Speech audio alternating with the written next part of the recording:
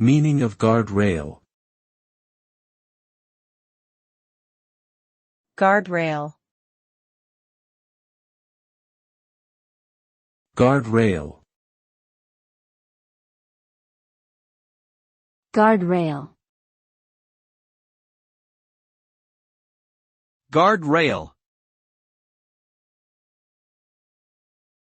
A guardrail is a safety barrier that runs along the edge of a road, bridge, or other elevated structure to prevent vehicles or pedestrians from accidentally falling off.